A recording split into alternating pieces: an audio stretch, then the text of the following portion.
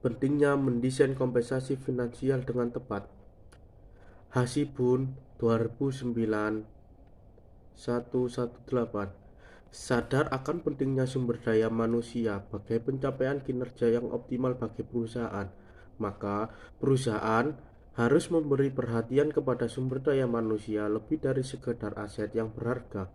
Perusahaan harus dapat bersikap adil kepada karyawan yang telah melaksanakan kewajibannya dengan memberikan apa yang telah menjadi hak karyawan. Salah satu hak karyawan adalah menerima kompensasi yang layak. Mangkunegara 2003-84 memberi kompensasi yang layak akan memberikan rangsangan serta motivasi karyawan. Karyawan sebagai manusia membutuhkan dorongan positif yang berasal dari luar dirinya, sehingga dia bisa menyadari keberadaan dan segala potensi yang ada pada dirinya. Motivasi tersebut dapat membuat seorang individu bisa bertindak dengan tepat untuk mencapai tujuannya. Pemberian kompensasi yang tepat sasaran dan sesuai harapan akan menciptakan kepuasan kerja. Penelaan kepuasan kerja karyawan seyogyanya dilakukan dengan teratur sehingga dapat dipastikan karyawan dalam kondisi puas.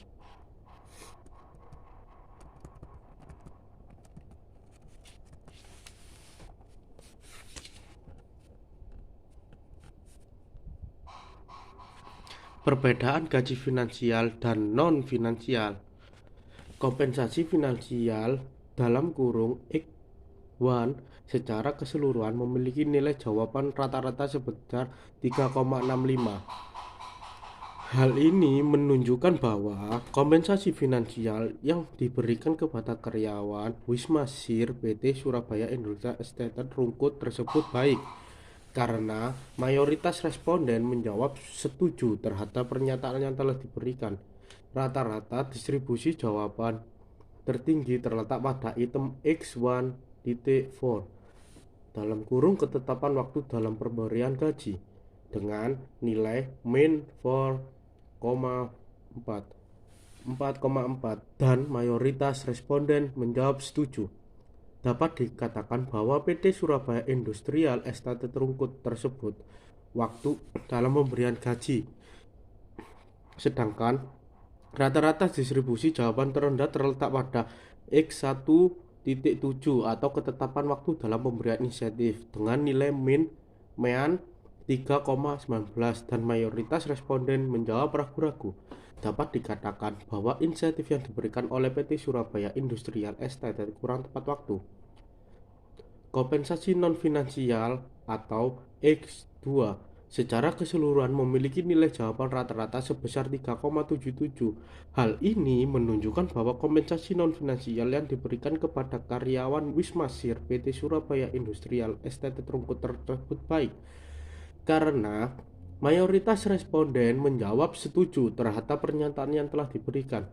Rata-rata distribusi jawaban tertinggi terletak pada item X2.11 atau rekan kerja yang bersahabat dengan nilai mean 4,09 dan mayoritas responden menjawab setuju. Dapat dikatakan kompensasi non-finansial atau X2 secara keseluruhan memiliki jawaban rata-rata sebesar 3,77. Hal ini menunjukkan bahwa kompensasi non-finansial yang diberikan kepada karyawan Wisma Sir PT Surabaya Industrial Estate Rungkut tersebut baik, karena mayoritas responden menjawab setuju terhadap pernyataan yang telah diberikan. Rata-rata distribusi jawaban tertinggi terletak pada item X2.11 atau rekan kerja yang bersahabat dengan nilai mean 4,09 dan mayoritas responden menjawab setuju. Dapat dikatakan keberhasilan metode intensif yang adil dan layak merupakan daya penggerak yang merangsang terciptanya pemeliharaan karyawan. Karena dengan pemberian intensif karyawan merasa dapat perhatian, pengakuan terhadap prestasi yang dicapai, sehingga semangat kerja dan sikap loyal karyawan akan lebih baik.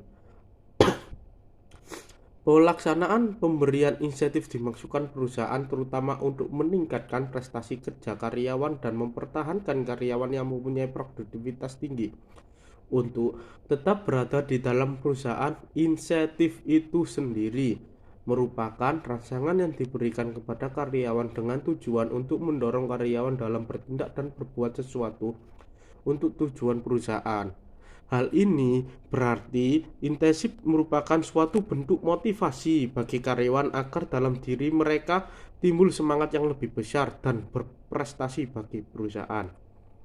Kegagalan bahwa banyak perusahaan yang kurang memperhatikan kesejahteraan karyawan, terutama disebabkan karena perusahaan semata-mata hanya memusatkan perhatian pada tujuan, yaitu memperoleh keuntungan yang sebesar-besarnya, yang tanpa disadari bahwa hal tersebut dapat mempengaruhi produktivitas kerja karyawan. Karena produktivitas kerja karyawan secara tidak langsung dipengaruhi antara lain oleh kurang adanya perhatian dari pihak perusahaan dalam pemberian imbalan maupun penghargaan terhadap prestasi kerja yang dicapai karyawan. Dengan demikian, pemberian imbalan maupun penghargaan kepada karyawan atas prestasi kerja yang telah dicapai akan berdampak pada pencapaian tingkat produktivitas kerja karyawan.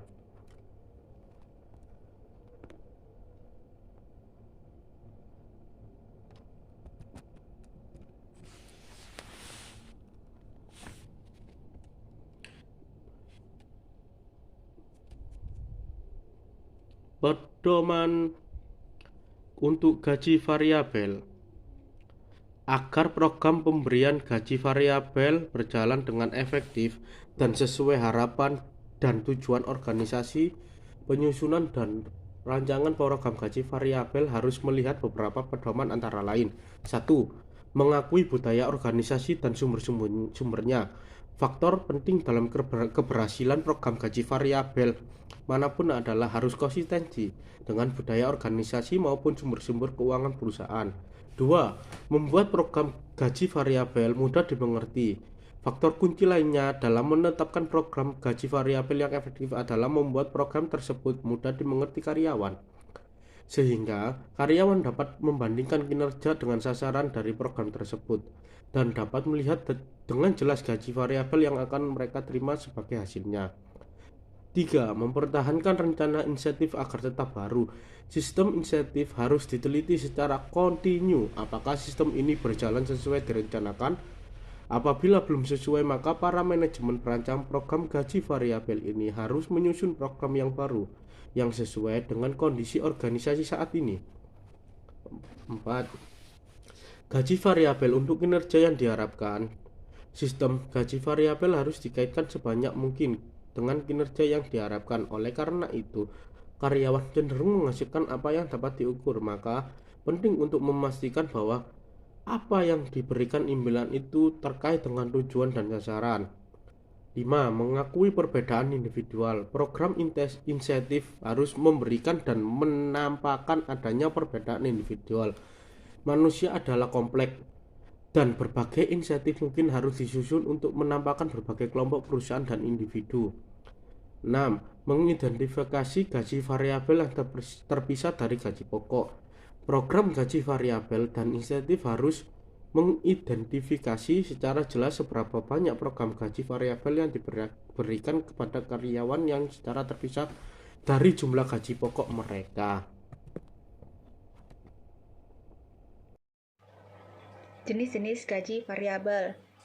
Gaji variabel berdasarkan individu, komisi penjualan, bonus, pengakuan khusus, penghargaan, keselamatan, dan bonus kehadiran.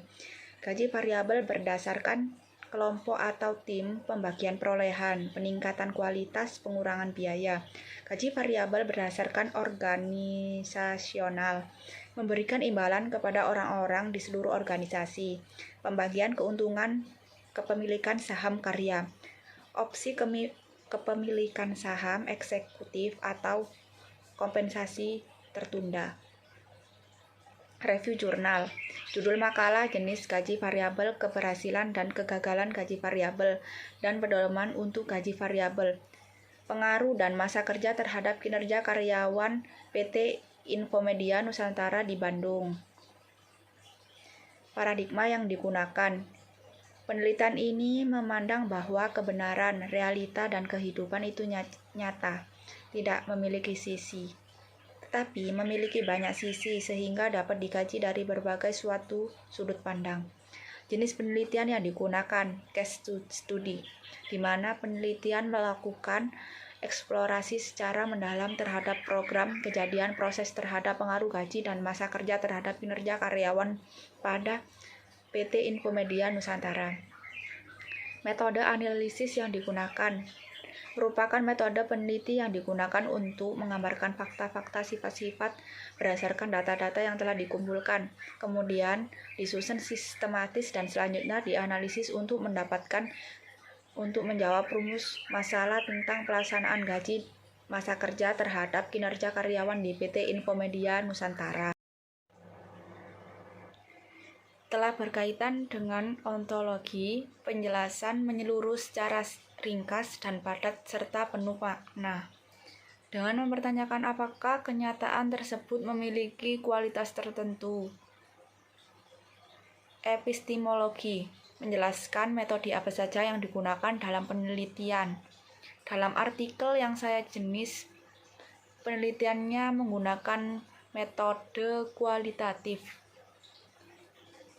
Aksiologi menjelaskan manfaat dan nilai guna apa saja bagi manusia. Manfaat dan nilai guna menurut saya, manfaat sesudah kita menguapkan pengaruh gaji dan masa kerja, maka kita akan mengetahui bagaimana kinerja karyawan pada perusahaan. Alur artikel, reasoning. Penelitian ini dimulai dari keinginan mengetahui apa saja yang mempengaruhi gaji dan masa kerja terhadap karyawan. Grand teori, gaji adalah salah satu hal yang penting bagi setiap karyawan yang bekerja dalam suatu perusahaan karena dengan gaji yang diperoleh, seseorang dapat memenuhi kebutuhan hidupnya. Adaptation theory. Di sini ada dua macam, yaitu G.D. Adnyana, yang kedua yaitu Yuyu Liana. Discovery adalah suatu yang dikembangkan lebih lanjut oleh peneliti. Penelitian ini akan mengungkapkan pengaruh gaji dan masa kerja terhadap kinerja karyawan di PT Infomedia Nusantara. Kinerja pegawai telah menjadi pusat perhatian dari berbagai kalangan baik pemerintahan maupun perusahaan atau organisasi secara umum. Kemukakan atau variabel yang digunakan peneliti untuk menjawab masalah penelitian itu seperti apa? Gaji menurut Mulyadi, gaji adalah pembayaran atas penyerahan jasa yang dilakukan oleh karyawan, baik yang mempunyai jabatan maupun karyawan pelaksana. Masa kerja menurut Balai Pustaka, Departemen Pendidikan dan Kebudayaan menyatakan bahwa masa kerja paling lama bekerja merupakan pengalaman individu yang akan menentukan pertumbuhan dalam pekerjaan dan jabatan. Kinerja karyawan merupakan gambaran mengenai tingkat pencapaian pelaksanaan suatu program, kegiatan atau kebijakan dalam mewujudkan sarana, tujuan, visi, dan misi organisasi yang dituangkan melalui perencanaan strategis. Hipotesis dapat diartikan sebagai pernyataan yang akan diteliti sebagai jawaban sementara dari suatu masalah. Hipotesis secara simultan terhadap pengaruh gaji dan masa kerja terhadap kinerja karyawan. Hipotesis secara parsial terhadap pengaruh gaji terhadap kinerja karyawan. Yang kedua, terdapat pengaruh masa kerja terhadap kinerja karyawan. Apa dan bagaimana hasil temunya? Menurut pendapat saya, teori yang digunakan adalah terkaitannya dengan penelitian terdahulu, dikarenakan teori terdahulu membantu peneliti untuk menemukan hasil yang diperoleh. Apa ada keterbatasan penelitian? Bagi penelitian selanjutnya, agar mengembangkan hasil penelitian ini dengan melibatkan variabel indikator lainnya yang belum tercakup dalam penelitian ini, dan juga dengan penelitian yang lain lebih luas, sehingga bisa menemukan baru yang lebih komprehensif dan menambah khasanah ilmu pengetahuan khususnya di bidang sumber daya manusia. Rekomendasi secara teoritis: menjadikan bahan pertimbangan dalam memenuhi gaji yang diberikan pada karyawan, menjadi bahan pertimbangan dalam masa kerja karyawan dan ada di perusahaan, menjadikan bahan pertimbangan agar dapat meningkatkan lagi kinerja di masa yang akan datang. Rekomendasi praktis untuk pengembangan ilmu pengetahuan dan teknologi. Untuk mengelola pikir peneliti tentang ilmu dan pengetahuan, perilaku penulis untuk menambah informasi tentang dunia pekerjaan dan memiliki rasa tanggung jawab atas laporan yang peneliti lakukan. Sekian dari kelompok kami. Sekian. Assalamualaikum warahmatullahi wabarakatuh.